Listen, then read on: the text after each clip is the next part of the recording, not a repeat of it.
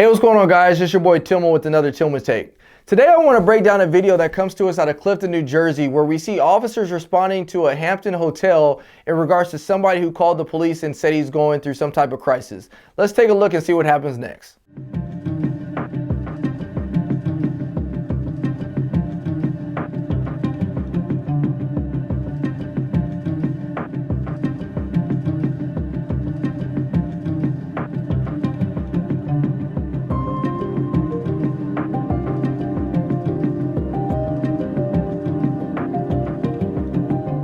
All right, now that we come back to the video, you can see that the person that actually called the police is a person that the police are dealing with at the door.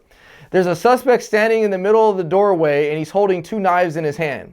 And the officers are now trying to de-escalate the situation in order to take him into custody and get him the proper help that he needs, especially assuming he's dealing with a mental crisis. Now, one of the things that the report said involving this video was the person was possibly going through an episode of excited delirium.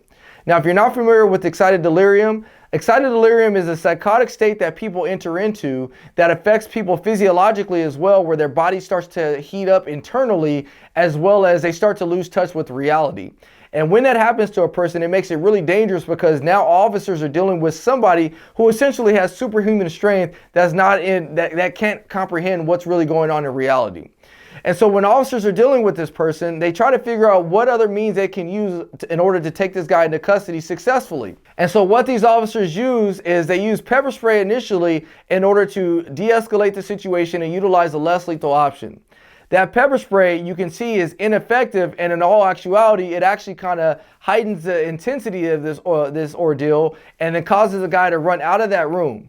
When he runs out of that room, he takes one of those knives and he slashes the officers in the throat. That officer drops to the ground and then the suspect flees away, where he's later apprehended by the police. Now, a few learning points that we have to take away during this Tillman Take. The first is the excited delirium part of it. I've actually dealt with people that are suffering from excited delirium and are going through some type of mental psychotic episode. It's not fun at all because those people really don't have any touch of reality, and so whatever you say to them, they really can't comprehend. Thus, it makes our decision making a lot more difficult because we have to determine what is going to be the right solution in order to bring a resolution to the incident. The other learning point for this is we can't always be relying on pepper spray. Pepper spray is not always a viable option simply because it's not always really effective. I remember when I was in a police academy, one of the activities they had us do was they pepper spray us, and then after they pepper spray you, they make you go through an obstacle course. And the reason they do that is because they want you to realize that you can fight through pepper spray even when it's made a positive contact with your eyes, and you can also do your job still.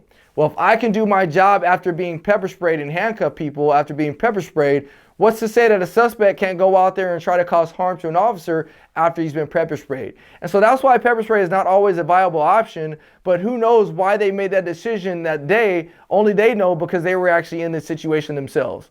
And the last thing I want to highlight is this. As officers, we always have to take into consideration our tactical response to incidents. And in this case, one of the things that got really scary was when the guys ran through that hallway and slashed the officer with that knife.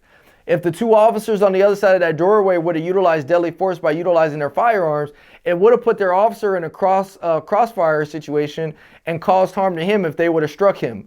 And so it's always important to realize how we approach these situations when we're dealing with people that are especially volatile, because we don't know what they're going to do in order to prompt a response by us. And so I'm glad the officer was safe in this situation. I know they apprehended the suspect safely, but it just, again, it goes back to show how quickly ordeals like this can escalate from 0 to 60. So I thank you guys for watching these videos. Again, these are all for educational purposes only, and I hope you guys stick with me for the next one. Thanks again, and God bless.